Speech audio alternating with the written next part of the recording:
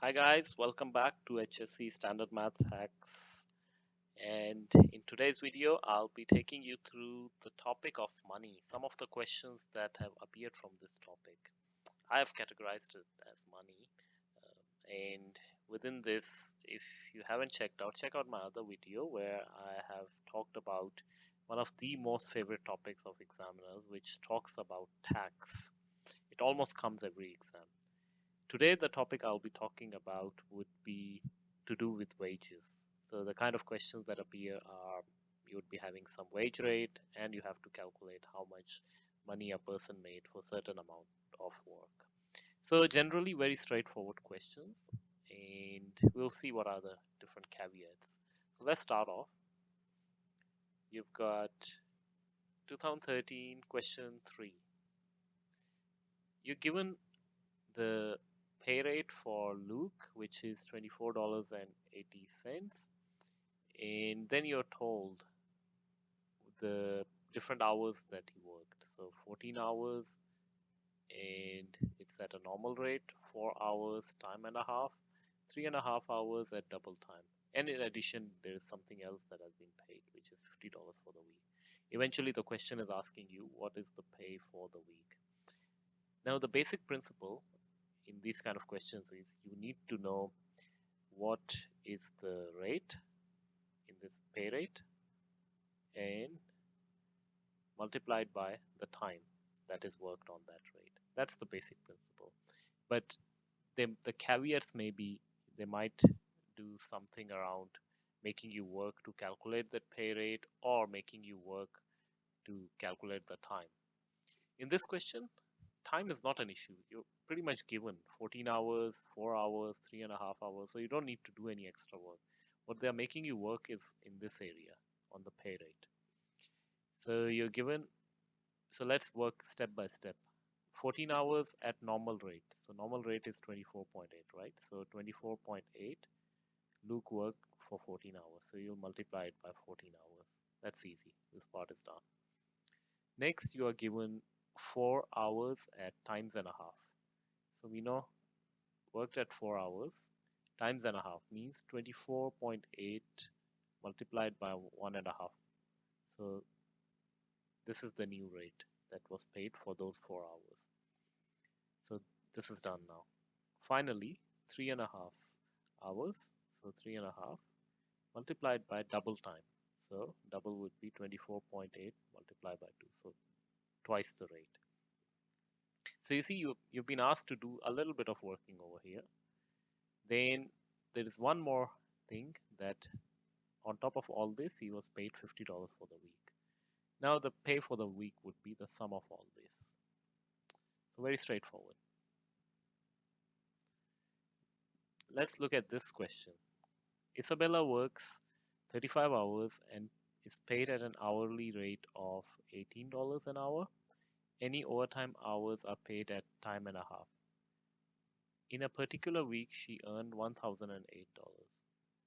How many hours in total does Isabella work in the week to earn this amount? So this one, you are already given what is being earned during the week, right? You're already being told that the total of whatever I'm going to tell you to calculate is 1008. Now you've been asked what is the total hours that have been worked, right? So remember our equation, pay rate multiplied by the hours. So let's apply that step by step. So it would be 35 hours worked at 18, 35, so sorry, put 18 here, multiply by 35 hours. Then there would be X number of hours, which would be overtime, and they are paid at times and a half. Again, sorry, X multiplied by 18 multiplied by 1.5. And you are told the sum of all this is 1008. So all you need to do is calculate this X, the amount of hours, the overtime hours, and basically then you're asked is how many hours in total work. So 35 plus that X would be your total hours work. So essentially the same question, same fundamental structure. Here we were working out that sum. In this case, you're given the sum, and you need to work out something from from one of the things that are missing. 2018 question 8. Nanny charges $15 an hour or part thereof. Part thereof is very important here for looking after a child. Then what does the nanny charge for looking after a child from 8 till 3:20? See, as I was talking about, sometimes they make you work for the pay rate, sometimes they make you work for the the time that you need to multiply it with. In this question, you're pretty much given, you don't have to do anything about the pay rate. You're given $15 an hour. What you need to work out is how long did she work? And that's where you need to calculate it as the difference between the times. And then it's a simple question of multiplication, multiplying the two. Finally, 2019 question 7. You're told Julia earns $28 an hour. Her hourly pay rate increases by 2%. How much will she earn for a 4-hour shift with this increase? Again, remember the structure, pay rate times the time. You're told that it was $28, but it increased by 2%. So 1.02 increased by 2%. And you multiply it by 4. So that would be your answer. Here they made you work a little bit for the pay rate. So generally these are very easy questions.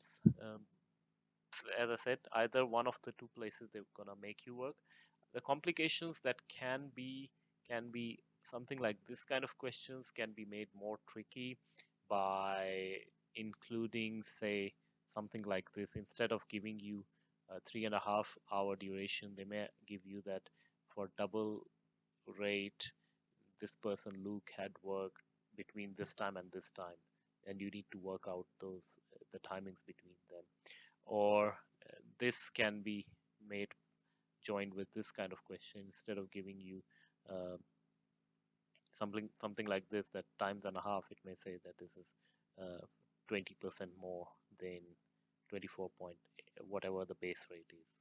Or this question could have come as like this, giving you the total amount and making you work something backwards like this. So variations can be many, but I think what you need to focus on is this basic principle that you basically look at the pay rate and multiply it by time and work out whatever is needed to get to these two, and in a step-by-step fashion. Like in this question, we needed to work it through in 3 different layers and then sum them up.